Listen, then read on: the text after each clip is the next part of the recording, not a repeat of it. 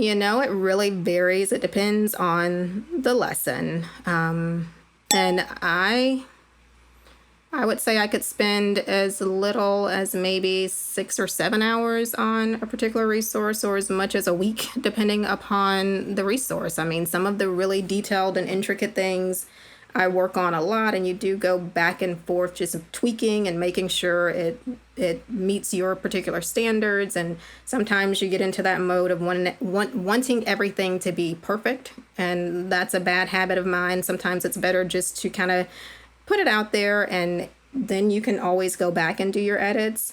But I would encourage anyone who wants to give it a try. I say all the time that you should go for it. I'm never going to be one to tell you not to try it. If it feels like you have a passion for it, if it feels like it's something that you want to do, then step outside of that comfort zone. If it's something that you're like, oh, I don't know if this is going to work for me, but I say try it. You only live once, and you should give it a try versus talking yourself out of it.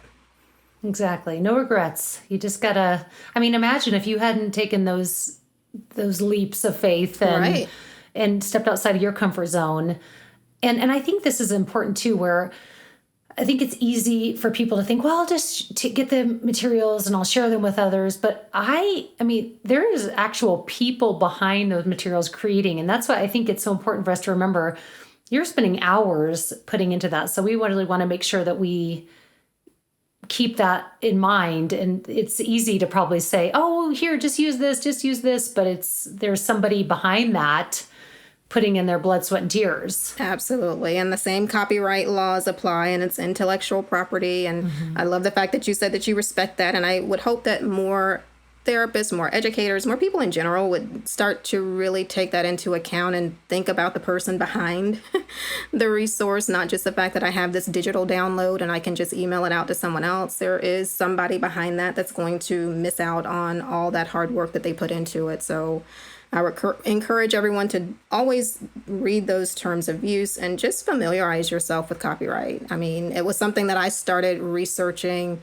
before I even started on TPT. I mean, I definitely wanted to make sure that I wasn't infringing on anyone's copyright, but at the same time, once you release products, especially digital products, you don't want anyone to just go out there and share your materials without ensuring that they have multiple license agreements or something in place just to protect the little people, because I am a very small business. And so anytime someone just clicks share to someone else, it definitely affects me for sure.